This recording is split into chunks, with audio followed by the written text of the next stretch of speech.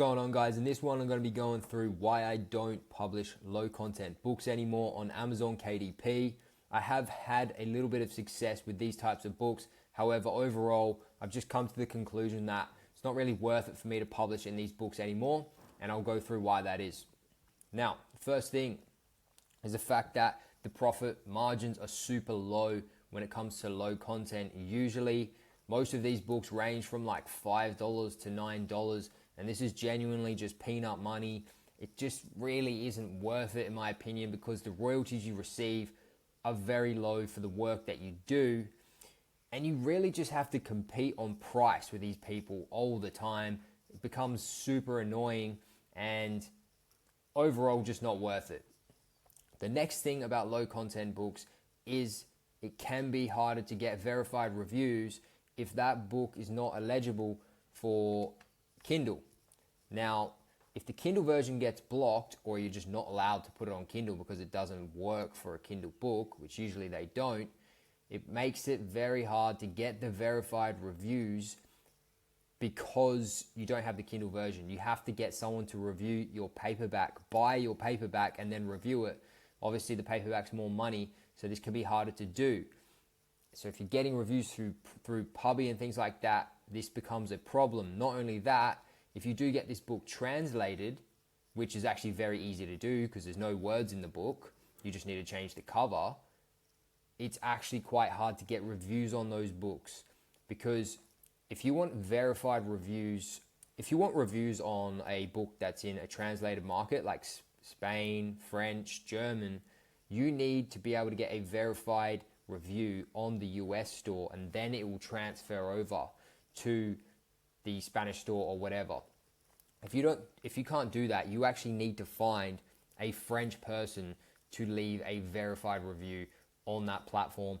This can just be harder to get reviews. So that's another reason why I don't like it. It's just a couple headaches when it comes to low content. You can solve it, you can get around it, but you got more work to do. Whether that means you running Facebook ads directly to French people in France and getting them to leave you reviews that way, you can do that. But yeah, just a bit of a headache. The next thing is it's just more difficult to get good money with the low content. You know, if you want to get ranked in the keywords that actually sell well, you need to invest a lot of money into ads. And the problem is that, you know, your profit margins are so low. You have to drain all this money and invest all this money to be able to rank your books. But then in return, you're just getting peanuts.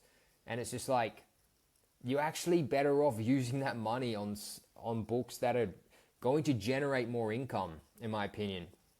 You know, like if you have the choice between, you know, investing $500 into something that's going to give you back $1,000, or something that's going to give you back, you know, $3,000 or $4,000, obviously you're going to pick the latter. And so that's kind of how I look at low content now.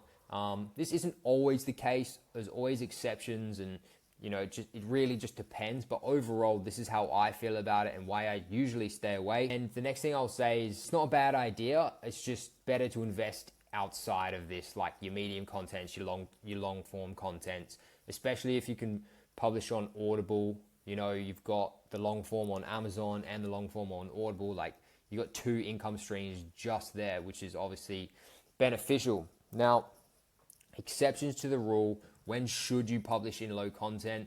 If you're still, you know, thinking that it's something that you want to do, one reason would be a side project. You know, you just basically got nothing else to do. It's the only keyword you found, and you know, you're waiting on maybe a long form book or your medium content book to, you know, be finished.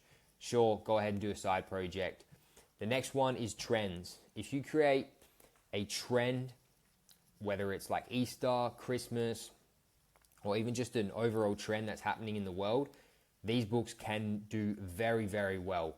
Obviously, they're not evergreen. You need to keep that in mind. But, you know, you can make a decent pool of money in a certain period of time if you get onto the trend early enough. Super low budget and don't have much choice. So if you're a guy out there that really has no money behind him and is kind of just new to this whole thing, then this is when I would go down this path. Obviously, these books are a lot cheaper, a lot easier, a lot quicker to make.